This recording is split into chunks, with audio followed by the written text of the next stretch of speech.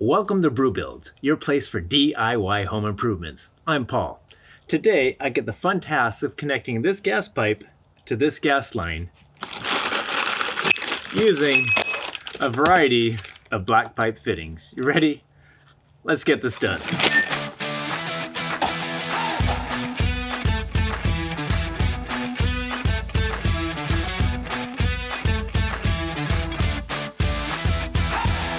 Fortunately, whoever put in this gas line put a valve up in the attic, so I was able to shut off the gas to this location.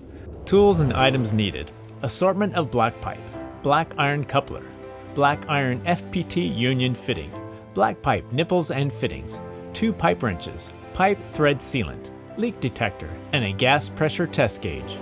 So the first thing I need to do is take off this connection. And I'll be using 2 pipe wrenches because I don't want to loosen this pipe inside the wall. On the brew scale, technical ability, I rate as an expert. You do need a good understanding about gas pipe and fittings. Physical ability, I rate between easy and difficult. You need to be able to make sure fittings are tight.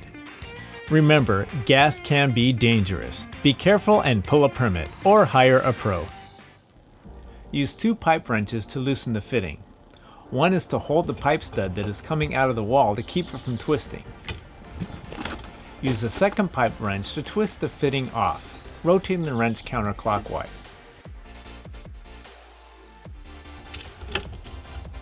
Make sure the first pipe wrench has a good bite into the pipe stud.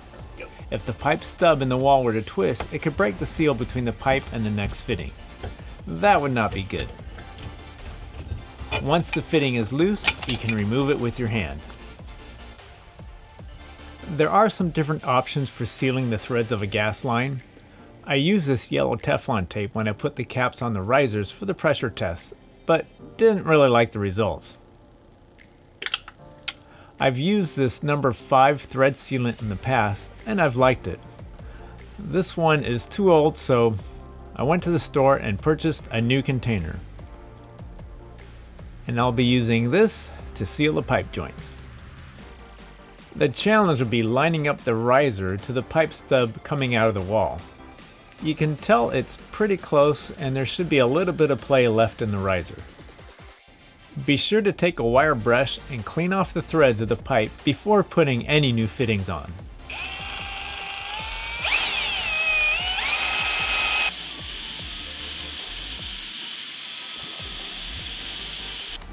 So I have this 1/2 inch to 3/4 inch elbow, so that will go on there. I'll apply the thread sealant to the male threads of the pipe fitting. Apply liberal amounts, making sure all the threads are covered. Be careful not to get any sealant inside the pipe. So the challenge with using threaded pipe is you need it to end up going in a certain direction. So if I put this on as tight as it will go, it may end up going like this, but where I need it is down here. So you have to balance between how much you need to torque it on to get it to the position you want it, and also balancing how to make sure it gets sealed. You don't really want to back it off once you get it on, so you need to kind of judge how tight you're getting it and then stop it where you need it.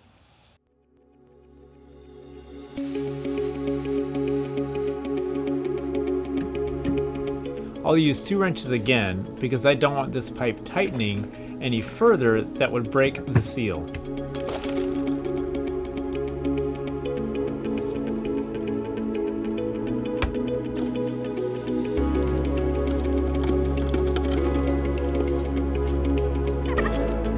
Straight down, kind of tight. It's pretty close.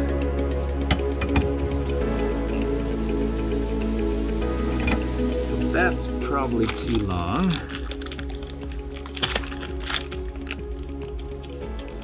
I'll be using a FPT by FPT Union, which is the type of fitting you need when joining 2 pipes that are already in place. It comes with 2 parts that have a machine joint, and when you tighten a large nut, the machine joint will seal against itself. So you kind of have to guess how far it's going to go down. So that's going to be a little short, and that one's a little long.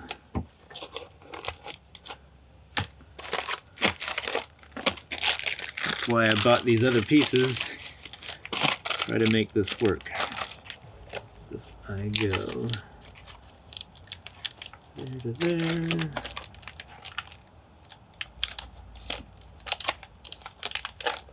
I may have to do that.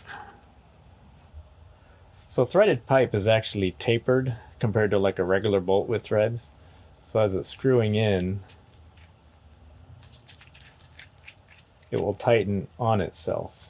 So you're never going to get it all the way up to here when you tighten it.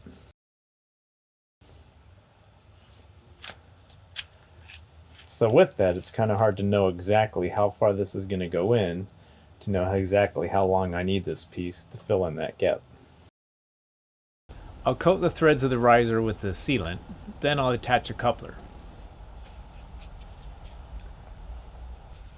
Tightening it with a pipe wrench by turning the fitting clockwise.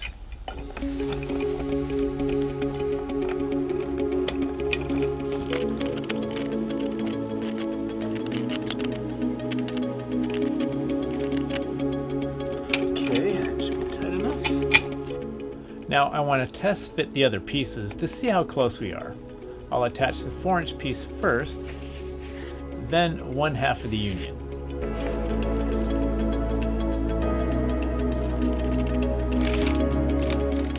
You can dry fit these things, but they never go on quite as far as compared to when you actually use the thread sealant. But let's see how close we are.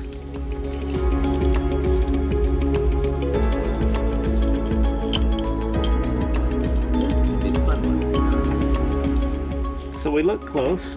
I just have to figure out how to get this piece into there, get this out of the way, and then get them connected together. So I might have to dig around this pipe to have a little more flex in it.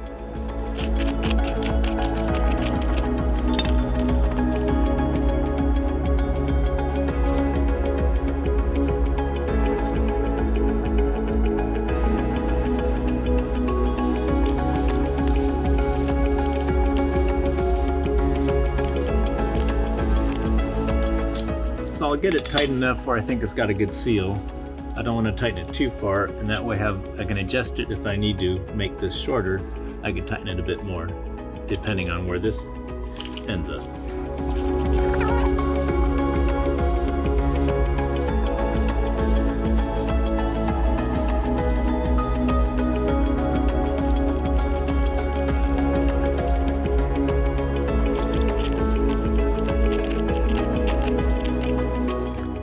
A lot of these type of connectors have actually ability to use a crescent wrench on them, so you don't actually need 2 pipe wrenches if you don't have them.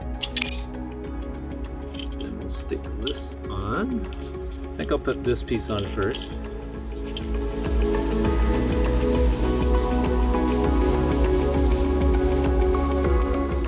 Make sure you get the pipe wrench on the nut part of the fitting. You don't want to damage the flange. Alright, so I want to make sure you don't forget the nut. And then I'll put this onto there.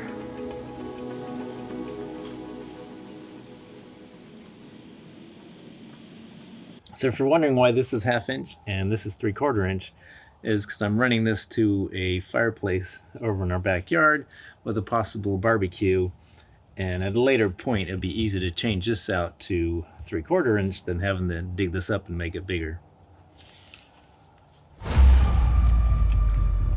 Trying to film this and tighten it all at the same time. Not easy.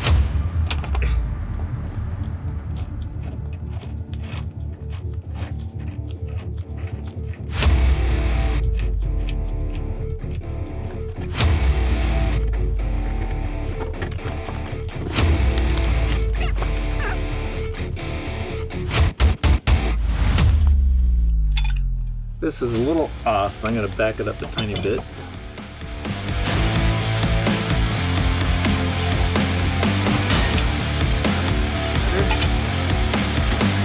Some a little concerned that I didn't have to tighten these up very much for this to fit.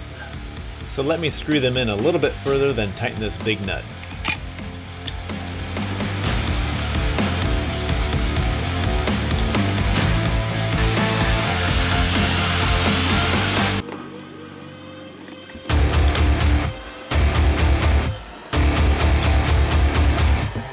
This union does need to be tight.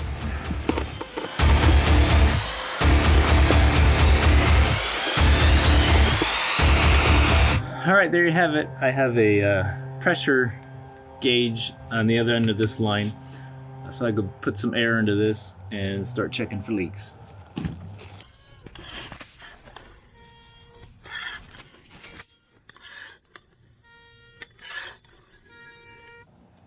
So I have this Oatey leak detector that I'll apply to each joint, and if it bubbles, then we know we have a leak. You want to get the joints nice and wet.